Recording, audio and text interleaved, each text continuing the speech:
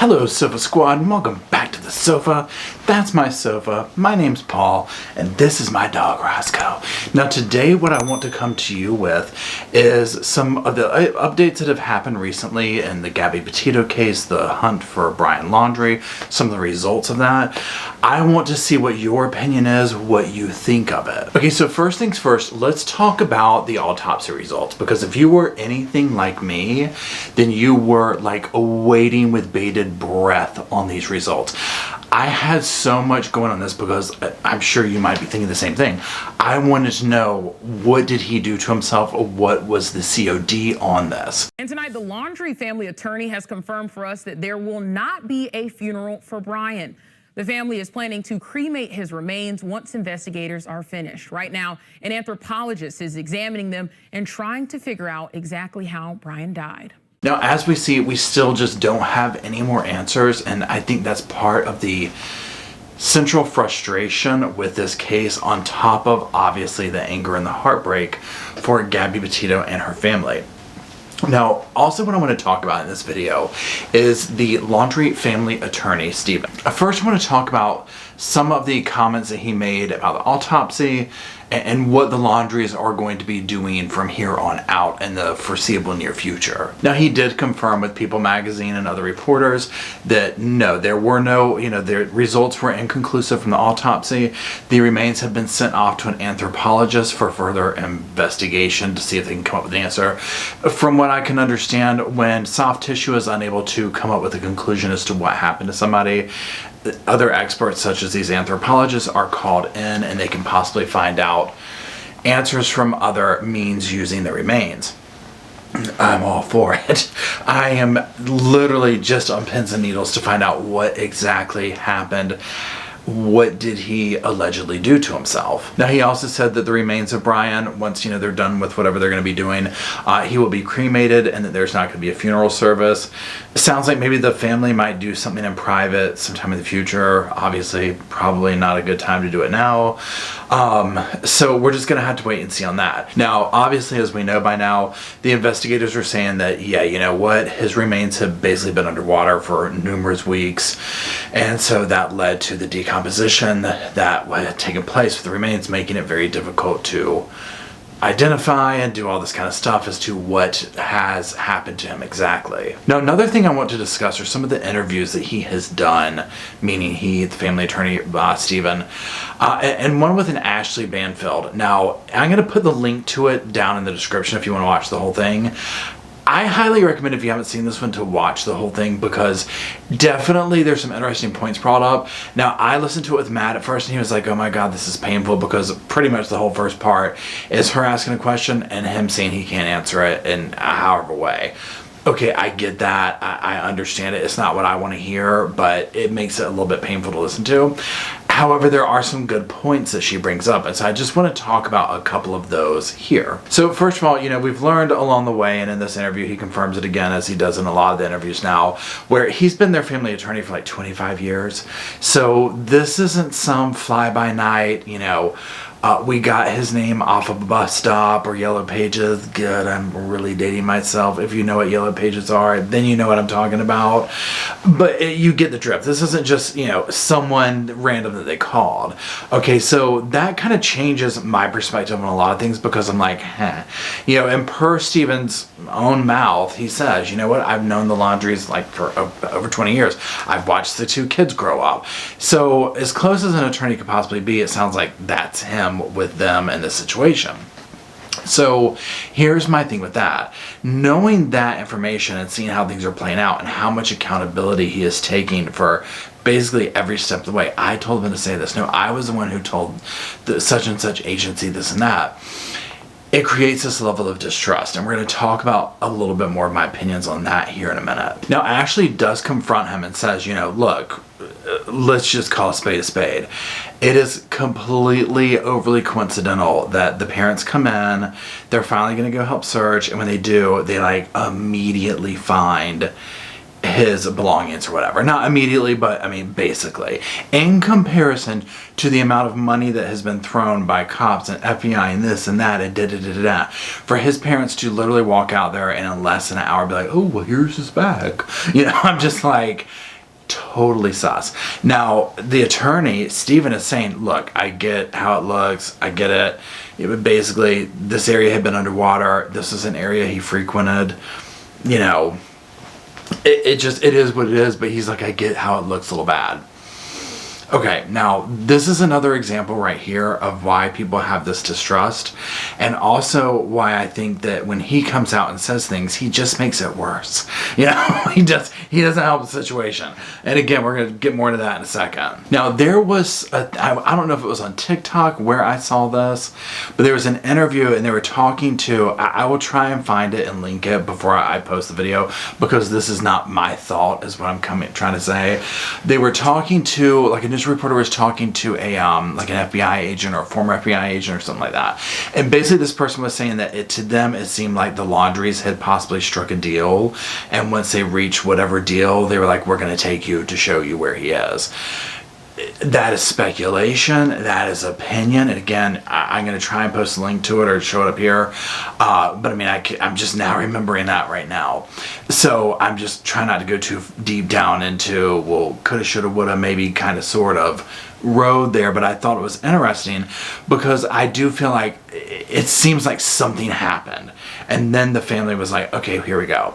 I guess one of my questions, and my question for the Sofa Squad about this, is that in a situation like this, I feel like, okay, y'all had all this money. I get they weren't being cooperative and stuff, but at a certain point, it seems like they were being like, okay, look, here's the areas he goes around, yada, yada, yada. If Brian literally just walked a couple of miles into the park and did something with himself, I mean, correct me if I'm wrong here, but don't they have stuff to search underwater? I mean, what's the reasoning in not being able to have found this remains that, you know, over this amount of time, and the parents just walk right in and just kind of haphazardly, as they say, happens, or whatever word he used earlier, to stumble upon these things. And then, oh, well, you haven't here are the remains. It just seems very bizarre and way too coincidental. I'm glad Ashley called this question out. So now, a major key point that she brought up, and I was like, go on, girl, go on, sang it, is the mix-up of dates. Okay, what I'm talking about is, remember how it was like, oh, Brian left on this date, and so everybody went with that. That's what the Laundries had told the, you know, investigating agencies. And then it was, oh, wait, I think we were wrong. He might have left the day before. So it was another, like, really? So now on top of it, he's had an entire other day to get a head start or whatever. And so Ashley confronts him on this. And he basically, again, he's taking ownership. It's my fault. I said this. There was this confusion. There was this gray zone. And because this happened and that happened, and I was the one who told the FBI this, and yada, yada, yada. And Ashley made a good point. She's like, you know, speaking as a mother of boys, she's like, if my son came home without his fiance in these circumstances, all this is going on, fast forward a couple of days, he leaves the house. It was at first said he was grieving, but then again the attorney backtracked and said he used the wrong word. He meant it for something else. He didn't mean that. Nonetheless, that bell was wrong. Brian leaves the house sad, distraught. Basically, his father said couldn't make him stay home. She's like, Ashley is like, that date would be, you know, etched in my memory, you know. And I'm like, yeah, I mean, I feel the same way too. I mean, we're not talking about the span of months here. I mean, my God, you know, it's just like, how much backtracking do we really have to do? This is a matter of days we're talking about. So, but I also get a lot's going on. I try and look at both sides of it, but there's too many having to come up with like some really far-reaching excuses for things, if that makes sense. So she calls him out on that. And there's really not much you can say, but then she plays the clip we're about to watch. This is between an interviewer and the Northport police. So let's hear what he had to say. Lino says that he called and reported Brian missing sooner than Friday, and that it was just the official report filed on Friday. Is that true? I can tell you that the Northport Police Department, that when we got the call on Friday that he was being reported missing, was news to us. I was in the room myself. It was a very surprising moment. I can say that with 100% certainty. Whatever he may have said in passing, you know, this is a situation where we're trying to, you know, they were uncooperative on Saturday, not revealing any details. We got a missing young lady. Really, their credibility was, what's going on there. If I'm understanding him correctly, he says that he may have said something to someone in the FBI. I don't know. I don't know if that's true. What I know is that none of our actions and what we've said show that that's a possibility at all. So as you can see, even the police are just like, yeah, they're not being cooperative. This is news to us. So it's like there's a lot of finger pointing going on. And I totally feel like Stephen, the attorney, is 100% taking the hit on a lot of things because he's the attorney. Whatever is going on in situations like this, while most of us are like, yeah, why didn't y'all talk to Gabby's parents? It doesn't make moral sense to us, if that makes sense. At this point, most people aren't going to be talking to the public or whatever, you know what I'm saying? Even though it's not the outcome that I want. So I get where the attorney would be speaking to the public, but there's something that feels different about this situation. And mostly what I mean by that, I guess, is that personal connection they has, because it almost feels like a friendship / business relationship is blended here. Almost like he's using his position to help cover. And now I'm not saying that he's covering up what happened, whatever, but it just feels like something's not adding up in the mix. There's too many coincidences. There's too many things going on. And then on top of that, I'm like, okay, so let's go with what he's saying. He told them not to talk. He told them the wrong days. He used the wrong word. All this stuff. And I'm like, okay, you're really making them look bad then, okay? If this is all true, allegedly, and he's the one who told him not to do any of this, I mean, really? Because there's some of that where I'm like, I don't think you were in the mix at this point when the Petitas were looking for their daughter. I mean, what was preventing them from picking, the Laundries from answering the phone and saying, you know what, we don't know either. You know what, we're trying to get answers from Brian too. You know what, I think you need to come down here. You know what I'm saying? So that's where I feel like this attorney is digging the hole deeper.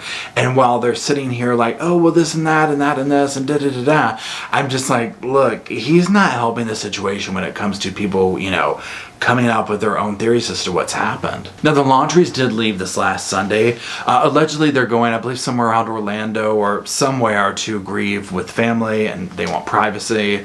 They were seen leaving in their red truck. Now, the father has been seen recently putting out, no trespassing signs. It's been tense, to say the least, around the house. Protesters are still there. I'm not sure if they're still there at the time of this recording, but it's still been going on. Now, the family attorney also has something to say to and about the protesters. This protesting, this witch hunt, this mob-style crucifixion of Chris and Roberta Laundrie, is just wrong. And, enough is enough. I could care less about that attorney.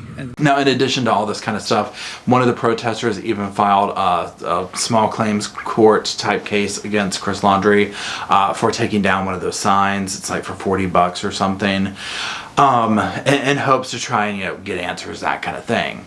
So, again, here's my thing. Whether you think the protesters should be out there or not, or who cares even really what the attorney just said about that, the fact that he's delivering this information is falling on deaf ears, in my opinion. Even if people started to feel it with, yeah, maybe we shouldn't be out there, whatever. The fact that it's him doing it, he's almost like associated as an extended, mouthpiece of theirs. That's what he is. But almost like a member of the family or something, and people are still salty over that. So the fact that he's coming out here and saying that, again, it's almost like they need a PR company at this point. I mean, my God, I can't believe I'm saying that. But something to that effect, because I just feel like the attorney's making it worse. He's not answering any questions or giving anyone any kind of confidence that they will be answered. There's so much sketchiness around what's coming out. I feel like when these things are answered, it's going to be even worse than what we imagined. I appreciate everybody out there watching. Roscoe appreciates it too. Now again, y'all, there's lots of different things down in the description. There's resources for cold case files, for people who are in potential situations that are not good for them in their home life. All that kind of stuff's down in the description if you or somebody needs that kind of stuff. My heart goes out to Gabby and her family. It breaks for them. I hope they're doing okay during all this. And that's it. Roscoe thanks you. He's going to sleep. And that's it. Again, if you have any information about anything, this case or other cases, always reach out to the proper authorities. Get them that information. You never know what you know. And until next time when we gather here at the old sofa, I'll see you then.